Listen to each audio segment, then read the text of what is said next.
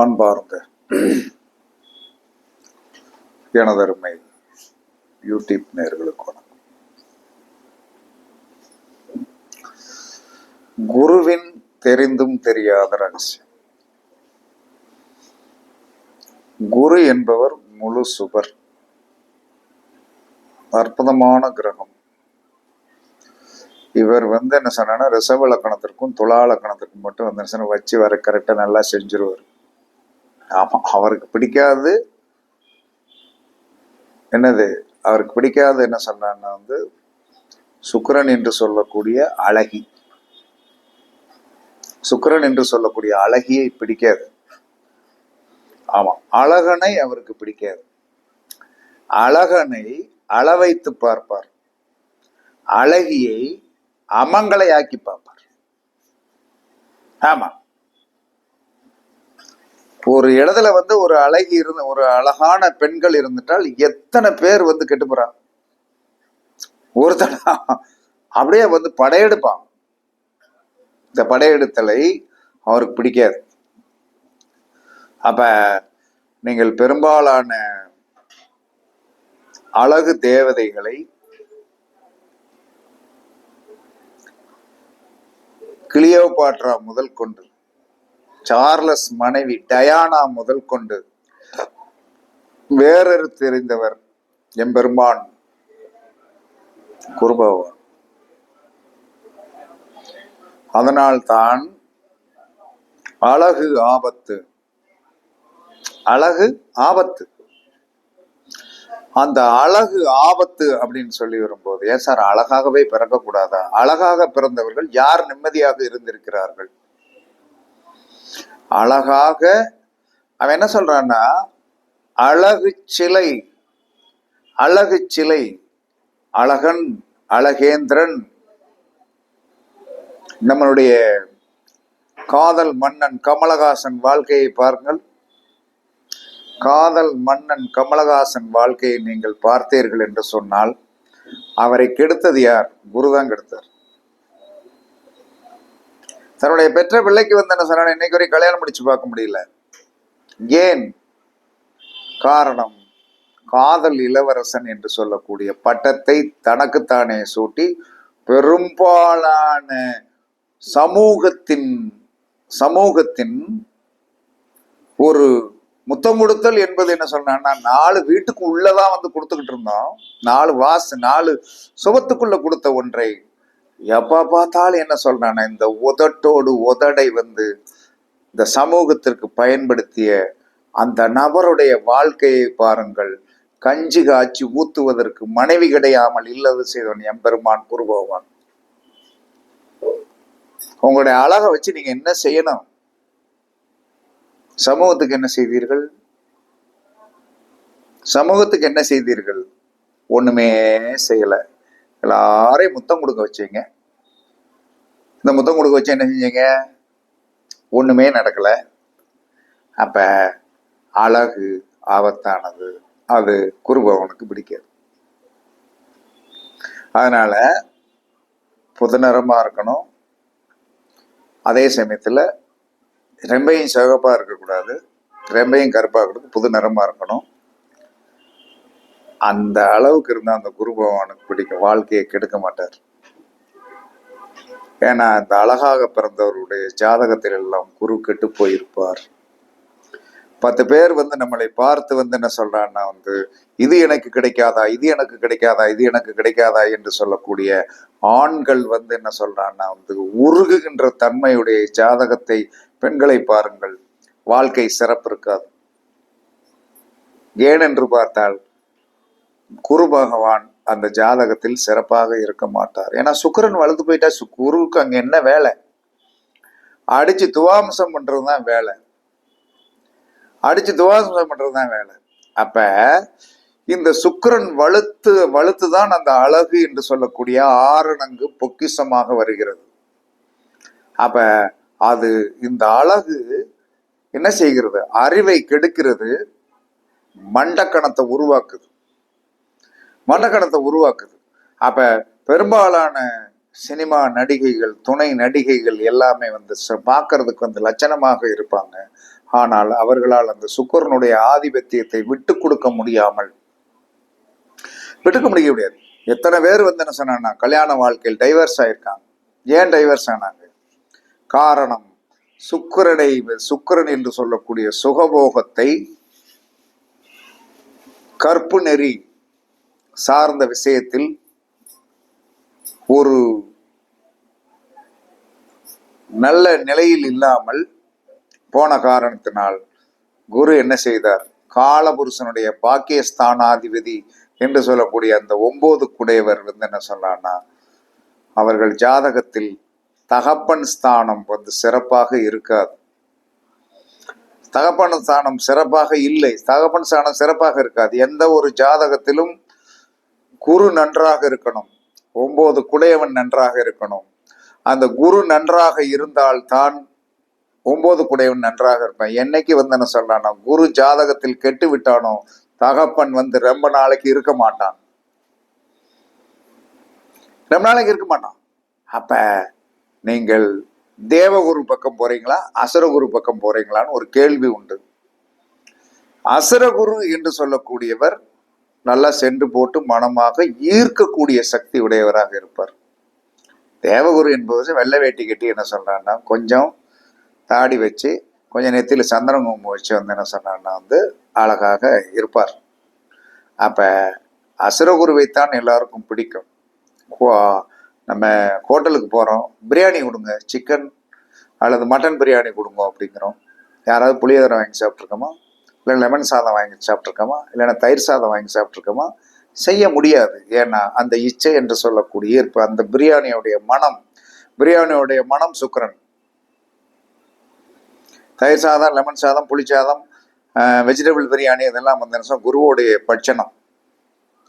அப்ப இப்படியெல்லாம் ஜோதிடத்தில் இருக்கா? ஏன் சார் இன்னைக்கு இதை பேசுறீங்க அப்படின்னா, பெரும்பாலான ஜாதகங்களில் வந்து கெட்டு போனதுனாலதான் பேசுறேன். கெட்டு போன காரணத்தினால் அந்த ஜாதகத்துல குரு நல்லா இருக்கு.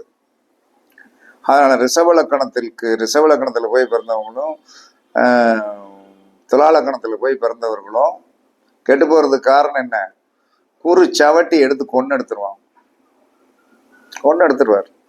அப்ப இந்த குரு ஏன் வந்து எல்லாருக்கும் இந்த மாதிரி வந்து என்ன சொன்னா பாதகங்களை பண்ணுகிறார் என்பதற்கு ஒரு காரியம் இருக்கணும் இல்லையா? சத்தியத்தை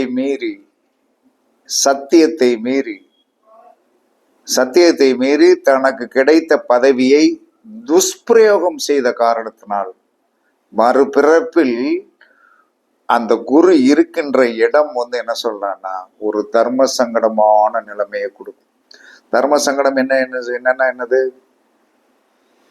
தன்னை வெளிக்காட்டிக் கொள்ளவும் முடியாது, தன்னை பிரதாபிக்கவும் முடியாது, மெல்லவும் முடியாத, முழுங்கவும் முடியாத, தொண்டைக்குள் குளக்கட்டை சிக்கிய ஒரு நிலைமையை வந்து இந்த குரு பகவான் கொடுப்பார். ஒவ்வொருத்தருடைய ஜாதகத்திலும் நீங்கள் தர்மத்தையும் அநீதியும் பண்ணது உங்கள் ஜாதகத்தில் குரு இருக்கின்ற இடம் தான். அந்த இடத்துல இப்ப நீங்க கப்பம் கட்டிக்கிட்டே வரணும், கப்பம் கட்டிக்கிட்டே வாங்க. ஏன்னா அது போட போட போட போட நிறைய அவ்வளவு பாவம் நீங்க பண்ணிட்டே வாங்க. கடைசி நிமிடத்தில் நாளும் அந்த குருபவனால் நீங்கள் காப்பாற்றப்படுவீர்கள். அப்ப எல்லாரும் என்ன செய்யணும்? உங்க ஜாதகத்துல குரு எங்க இருக்காரு, அது அந்த இடத்தோடைய காரத்துவம் என்ன, அந்த காரத்துவத்தை வந்து நீங்கள் தெரிந்து கொண்டு அந்த இடத்திற்கு தினமும் தர்மம் செய்யுங்கள். தர்மம் தவறிய இடம் குரு நின்ற இடம். தர்மம் செய்ய செய்ய செய்ய செய்ய செய்ய செய்ய செய்ய என்ன சொன்னானா, அப்படியே உங்களுக்கு என்ன சொன்னான்னா, தலைக்கு வந்தது தலைப்பயகோடு போகும். அதனால குரு நின்ற இடம் லக்கணமாக இருந்தால் நீ தர்மவானாக இரு. 2ஆம் இடமாக இருந்தால் தர்மம் செய். குரு நின்றது 3ஆம் இடமாக இருந்தால் உன்னுடைய சகோதரிகளுக்கு உதவி செய். குரு நின்றது 4ஆம் இடமாக இருந்தால் உன் வீட்டிற்கு நீ நல்லவனாகவும் கற்புக்கு அரசனாகவும் இரு. குரு 5ஆம் இடத்தில் இருந்தால் பெற்ற பிள்ளைகளை வந்து கையெடுத்து கும்பிடு. குரு 6ஆம் இடத்தில் இருந்தால் உன்னுடைய எதிரியை வந்து என்ன சொல்றான்னா சமமாக நேசி. அன்னைக்கு ராமன் என்ன செஞ்சான்? எதிரி நிராயுதபாணியாக நின்ற போது இன்று போய் நாளை வா, உன்கிட்ட எல்லாமே இழந்துட்டு நிக்கிற நிராயுதபாணியாக இருக்கின்ற உன்னை வந்து நான் வந்து என்ன சொன்ன அடித்து சாவடிப்பது எனக்கு பெரிய விஷயம் கிடையாது. ஆனால் அது இழிநிலையை சார்ந்தது. குரு 6ல் இருந்தால் எதிரியை சமமாக மதித்து பாவித்து சக்சஸ் பண்ணுங்க. குரு 7ஆம் இடத்தில் இருந்தால் மனைவிக்கு துரோகம் பண்ணாது. குரு 8ஆம் இடத்தில் இருந்தால் குருவை நீ மதித்தே ஆகணும். குருவோடைய காலை பிடிச்சு கெஞ்சி கூத்தாடி அவன் பாதத்தை கழுவி நீ வெற்றி பெற்று. குரு 9ஆம் இடத்தில் இருந்தால் ஒவ்வொரு கோயிலையும் டெய்லி போய் உண்டியல் போட்டுட்டே இரு. ஏன்னா நீ உண்டியல் காசை திருடனவன்ல. குரு 9ஆம் இடத்துல இருந்தா உண்டியல் காசை திருடினவன். இப்படி எல்லாம் யாரும் ஜோசியம் சொல்ல மாட்டேன். ஏன்னா எல்லாரும் வஞ்சி இந்த பையட்ட போய் ஜோசியம் பார்க்க கூடாது அப்படிம்பாங்க. நான் உண்மையை தான் சொல்லுவேன். குரு 9ஆம் இடத்தில் இருந்தால் இவன் உண்டியல் காசை திருடினவன். இப்பயும் அவனுக்கு அந்த திருட்டு புத்தி வரும். பிரசாதம் எங்கேயாச்சும் இருந்தா எலுமிச்சம்பழத்தை தூக்கிட்டு வந்துடுவான். கேட்டுத்தானே எடுக்கணும். கடவுளுடைய பாதத்தில் இருக்கின்றதை, ஐயா பூசாரி ஐயா ப்ளீஸ் எனக்கு இந்த எலுமிச்சம்பழம் வேணும் அப்படின்னு கேட்டா அவன் உண்மையாவே கொடுக்க மாட்டான். அது இப்பதான் வச்சிருக்கீங்க எடுக்கக்கூடாது அப்படிமா. அப்ப குரு 9ல் இருந்தால் இவன் உண்டியல் காசை திருடினவன், தகப்பனை மதிக்காதவன். ஓகேவா? 9ல் குரு இருக்கலாம். இப்ப இருந்து வந்தா அது ஒரு ஆன்மீகத்துல கொண்டு போய் உள்ள விடும் செய்யும். அவர் ஆன்மீகத்துல போய் நல்லா பண்பாடோட பழுக்கத்தோட இருப்பாரு. அவர் எதுக்கு இருக்காரு? சும்மாவா என்ன சொல்றான், பிரச வச்சு பல்லு விளக்குறான். அழுக்குறதான் தானையா வாயில பிரச வச்சு தேப்ப. இல்லைன்னா எதுக்கு தேய்க்க? சும்மாவா தேய்க்க முடியும்? ஆமா, கல்லு குத்துனா தான் செருப்பு போடுவோம். அப்ப 9ல் குரு இருந்தால் அவன் தர்மம் தவறியவன். இப்ப அதை சரிப்படுத்தும். 10ஆம் இடத்தில் குரு இருந்தால் எவன் பேச்சையும் கேட்க மாட்டான். அப்ப எவனாவது அறிவு சொல்றவன கேட்கணும். கேட்காமலே நான் வச்சதான் வருஷமா அது அவனுடைய தர்மத்தை திரும்ப அடி வாங்குறதான். 11ல் குரு இருந்தால் கண்டிப்பாக என்ன சொல்றான்னா மூத்தவர்களை மதிச்சிருங்க. 12ல் குரு இருந்தால் உலகத்திலே பெரிய மைனஸ் அதுதான். அப்ப உங்களுடைய அயனசயன போகத்தில் ஒழுக்கத்தை கடைபிடிங்கள். போன பிறப்பில் நீங்கள் அயனசயன போகத்தில் சத்தியத்தை மீறிய செயனால் அந்த இடத்துல குரு நின்றுட்டார். அப்ப ஒவ்வொரு விஷயத்திலும் ஒவ்வொரு கிரகத்திற்கும் ஒரு பிளஸும் உண்டு, மைனஸும் உண்டு. அப்ப குரு என்பவரை நீங்கள் என்ன சொல்றாங்கன்னா மதிக்கணும். உங்களுக்கு யாராவது ஒருவரை குருவாக நீங்கள் ஏற்றுக்கொள்ளுங்கள். எப்பயுமே குருவை தேடி போங்கள். குருவால் கிரக பீடுகளை கட்டுப்படுத்தக்கூடிய சக்தி 9 கிரகத்தில் குருவுக்கு மட்டுமே உண்டு. அதனாலதான் சில பேர் குருவை தேடிடுவாங்க. தேடிட்டு சாமி நாங்களாம் அந்த காலத்துல என்ன சொல்றேன்னா சாயந்தரம் எந்திரிச்சு வண்டியை தூக்கிட்டு ஓடுறது.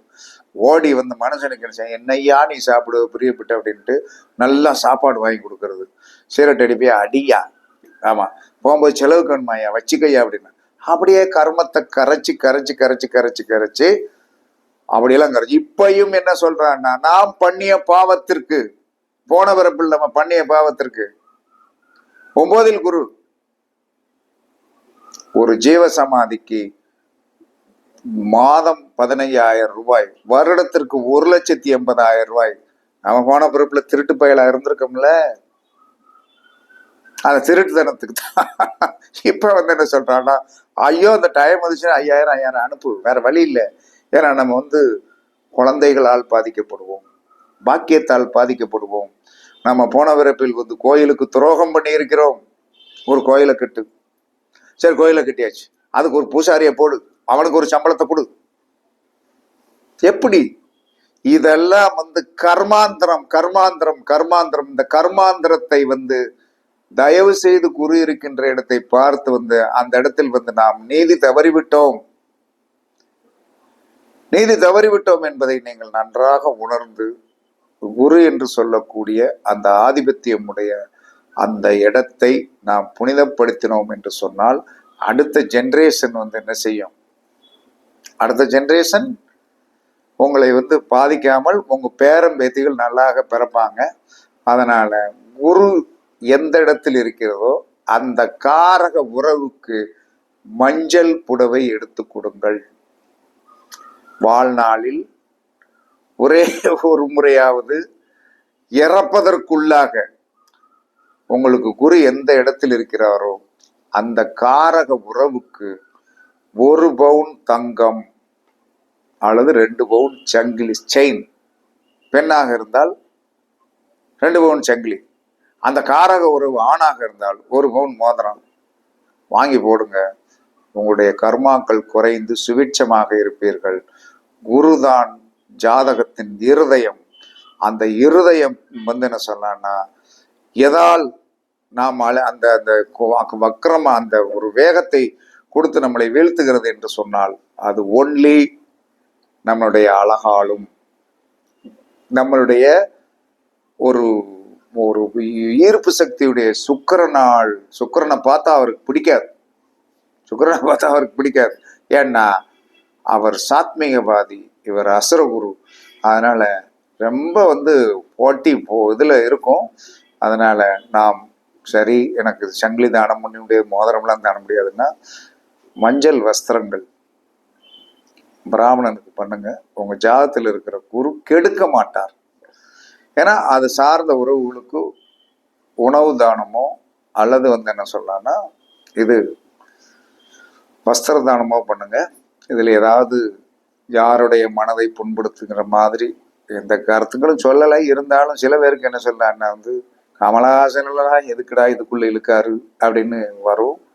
அவருடைய வாழ்க்கை அந்த காலத்துல கமலஹாசன் படம்னா எல்லாரும் அழகா விரும்பி பார்ப்பாங்க. பெண்கள் முதல் கொண்டு சொல்லிவிட்ட ஆளு அந்த ஆளு, எம்ஜிஆரை பார்த்து சொல்லிவிட்ட மாதிரி. அப்ப அதனால என்ன நடந்துச்சு, அப்படி சொல்லிவிட வச்சுட்டு என்ன சார், அவருடைய வாழ்க்கையில் மனைவி இருந்தும் இல்லாமல் பிரிந்திருக்கிறார் என்று சொன்னால் இந்த குரு கொடுத்த ஆப்பு. பெற்ற பிள்ளையை சரியான கோணத்துக்கு கொண்டு வர முடியாமல் போனதற்கு காரணம் தன்னுடைய அழகாலும் அறிவாலும் பெண்களை ஈர்க்கக்கூடிய சக்தி இருந்தும் பொண்டாட்டியையும் பிள்ளையும் காப்பாற்ற முடியாமல், என்னதான் பெரிய கெட்டிக்காரனா இருந்தாலும் பொண்டாட்டியும் பிள்ளையும் காப்பாற்றுறவன் தான் பெரிய அற்புதமான மனிதனை தவிர அதற்கு குருவோடைய அனுக்கிரகம் வேணும் என்று கூறி எல்லாரும் குருவுக்காக மஞ்சள் வஸ்திரமோ, வசதி இருந்தால் தங்க மோதிரமோ அல்லது ஜெயினோ எடுத்து தானம் பண்ணுங்கள். வசதியத்துக்கு ஏற்றவாறு செய்யுங்கள் என்று கூறி உங்களிடமிருந்து விடைபெறுவது சிப்பிப்பாறை ஜோதிடர் சாதி ராகவன் ஜெயபாலாஜி. சுகமே சூழ்க, சுகமே சூழ்க. வாழ்க வளமுடன், வாழ்க வளமுடன். வணக்கம், வணக்கம், வணக்கம்.